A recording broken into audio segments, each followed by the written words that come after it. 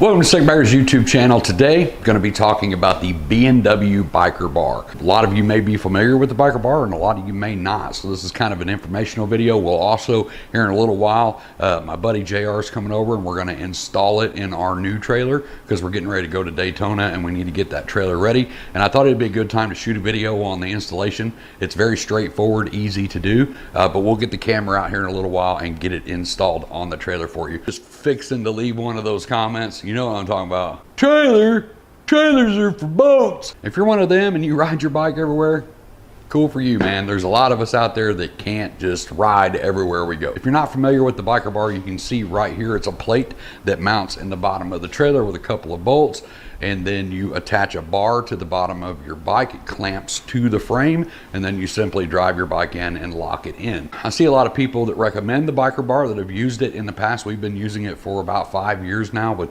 zero issues at all with it. One of the reasons why I bought the Biker Bar, it was recommended to me by a friend, and I'll get into that story later on at the end of this video after we install it. So about 5 years ago, we were going to Ohio Bike Week. And from Illinois to Ohio, the longest stretch is through Indiana. I don't know if you've drove through Indiana, but they are clueless on how to build roads, and they're clueless on how to build transitions between roads and bridges. Every transition between a road and a bridge was like a freaking jump. I have my 4-wheel drive Ram truck, and at that time, I think I just had like a 10 or 12 foot tandem axle trailer. But every time we'd go over a bridge, my God, my kidneys hurt by the time we got to Ohio. So at the time, I just had a flip style wheel chock in the front of it. It was a Condor, so that one was kind of expensive. And then 3 or 4 ratchet straps on the bike. At the time, I had custom no cutout bags in the back, and I had custom exhaust that kind of came and went down like this. The strap actually got cut in the rear because of the exhaust. Didn't know it, but the strap had moved up, got on the bottom of the exhaust, rubbed and cut. And every time I was going over that bridge, the back of the bike was just bouncing right and left, and by the time I finally saw it, the bike was cockeyed like this in the trailers. I was telling my buddy about that when we got back, and he recommended the Biker Bar. And I looked it up, as around $380 or so for the price of the Biker Bar. I think it's what it is still right now. Then I sat and figured up how much I already had invested with these self-ratcheting straps that I had drilled into the trailer. Those were about 40 bucks a piece. I had the tracks in the trailer as well for ratchet straps to put on those. That was another 125, and I had the Condor wheel chock in the front, which was another couple $100. Hell, I was already well over the price of a Biker Bar, and every time I stopped, I had to bust into the trailer to make sure my bike was still upright. I'll be honest with you right up front, I did not have complete 100% faith in that Biker Bar once I saw it, and we installed it in the trailer, and I thought, man, are you sure, like, we don't have to put straps on this? And my buddy was like, dude, trust me, you don't need straps on it. So that trip absolutely made a believer out of me, and now we've got this new trailer and I need to get it put in this trailer, so I want to shoot this install for you. So for now, let's get the camera out here in the trailer and I'll show you how to get one of these installed. So basically, the first thing that you want to do is measure your bike, and you want to figure out where your bike's going to fall out in the trailer. We just have a Street Glide with a 21 on it, so you want to figure out, you want to leave yourself some room up in the front of the trailer, of course, and you want most of your weight either directly on top of your axles or in front of your axles. In this trailer with a single bike, we're going to go in front of the axles right up here, and we've already chosen a beam that we want to mount the plate in. You can see down here, we just measured to the center of the trailer, which was right at 8 feet across, so 4 feet to the center. I'm going to bring the Biker Bar in, measured this, found the center of this, and then we went underneath the trailer and looked at the beam. It's important that if you can't get this bolt straight through a beam, that you at least get the edge of it to grab the beam. And that's what we did. This beam is a C-shaped beam, so we're only going to be able to catch part of the beam, but this is 3/4 inch plywood, and honestly, we've installed these straight into the plywood before and it's held. So if you can grab a beam, make sure to grab a beam. So you can see the plate that goes underneath the trailer. It's got a welded nut on one side. It's got 2 holes here. This is your main one that's going to hold the Biker Bar.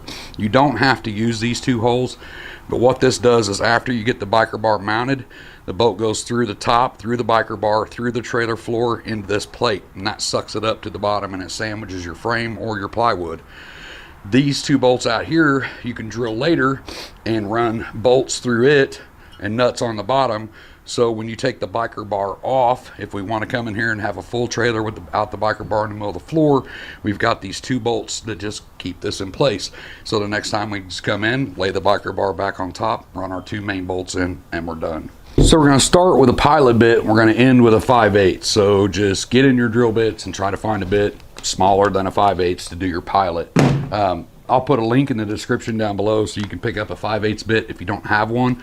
Most of the little drill bit kits don't come with a bit that big, so you can just pick up this individual one to mount your biker bar. But we're going to start with a pilot.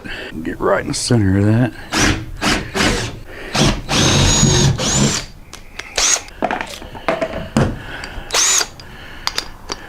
Sure does.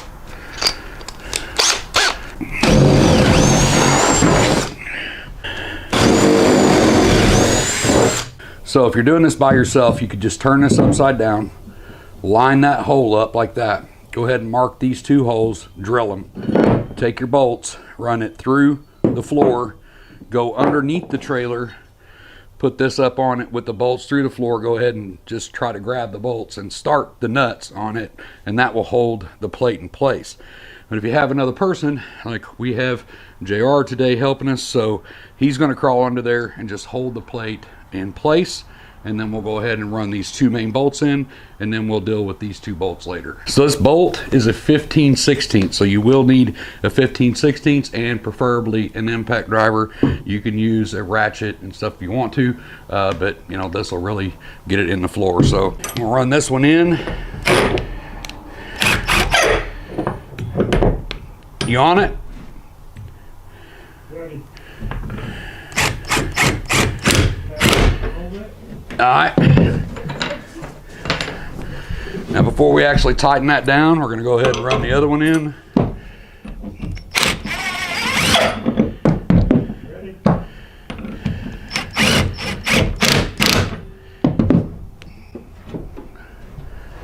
Back to the first one. Yeah, you go ahead. Tighten that. Okay, I'm on the first one.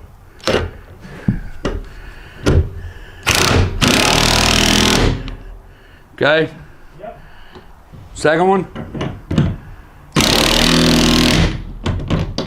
And that is installed. So here's the actual bar itself that attaches to the bottom of the bike.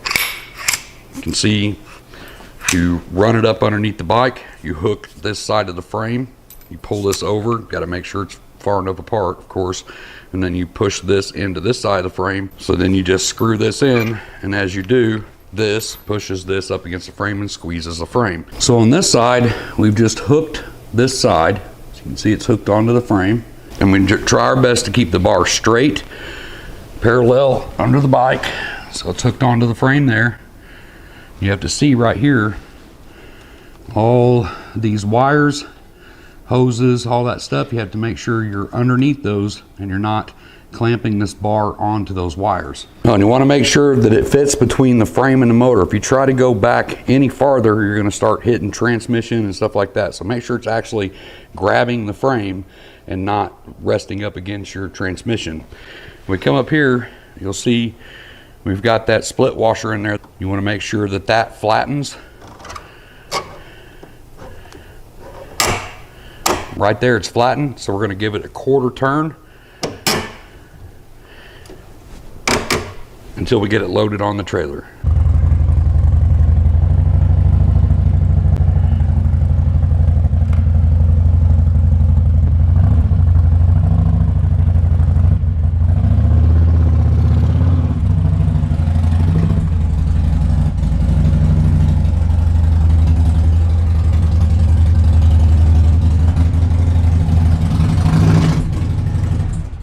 So what you have to watch for when you have air ride is making sure you come in the trailer with this bar lined up with that. If you're way too high, you're going to hit it. If you're too low, you're going to hit it. So you have to kind of pause, stop, make sure your bar is going to go in. You may have to air out a little bit, put a little air in it. If you're running stock, you should be good to go. There's one thing I want to point out down here on this, is this has two different sets of holes in it. with these two different holes, like this one's all the way down, but you can take these carriage bolts out and raise this up. So if you don't have air ride, maybe you have shorter shocks or taller shocks or something like that. If you're hitting the plate when you come in, go ahead and adjust it right here. Just move the whole system up off this rack.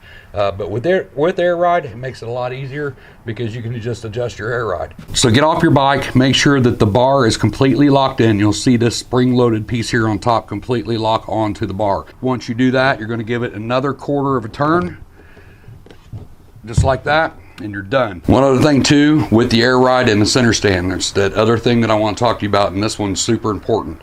Do not pull your bike in, lock it in, let the air out, and set it down on a center stand. Never put your center stand with a biker bar down on the trailer. You're going to destroy that center stand.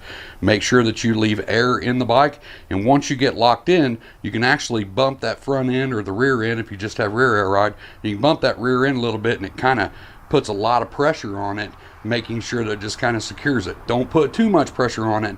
Just give it a little bump, make sure everything's tight, and you're good to go. No straps needed. We've hauled these things several times with these, never had an issue. So these two bars right here are your latches that you have to undo to get this off. I've got super long custom floorboards on this, which really kind of makes it a pain, but I can stand off to the side of the bike, and you have to push this one down in the back and then this one down in the front. So it's kind of like a double safety, but I can get right here and push that down, and it unlocks it, and I can come to this side, unlock it. I'll make sure the bike's in neutral. I'm just going to pop it off just like that. Once I'm out, I can go ahead and give it a little air.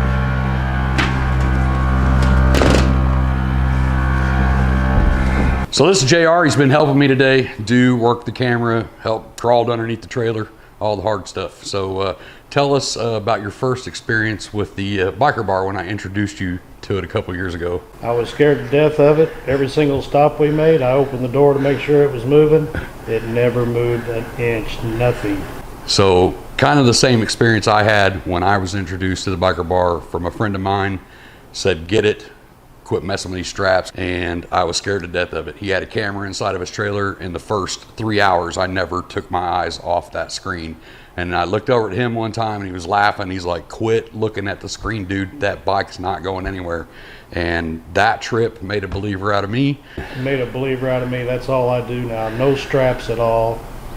Drive it in, lock it down, shut the door, and don't mess with it till you get there. That's it. It's that easy, guys. And if you're one of them out there but for those of us that do trailer, the biker bar is absolutely, in my opinion, 100% worth the investment. And one thing I wanted to address too that I didn't really address in the trailer, I was just kind of worried about getting it installed, but those plates that I talked about, how you can mount those into the bottom of the trailer and those stay there, so you can just take the biker bar part off the trailer. So maybe you're in a toy hauler or in a box trailer like that, and you need the extra space real quick, pop those two bolts, pull that out, and those two plates stay in the bottom. There's not really anything else I can say to try to convince you that that thing is awesome, other than I'm strapping $40,000 and $50,000 bikes to those things and trusting them, and never had an issue. I don't even look at those cameras anymore. I lock that thing in and I go. I don't worry about it. So I hope this video helps you, and if it did, please hit that like and subscribe. If you have any comments or questions on the biker bar, leave it in the comment section down below. I'll try to help you the best I can. I'm gonna get out of here, get myself back to work. I hope to see you in the next video, but until then, as always, be safe.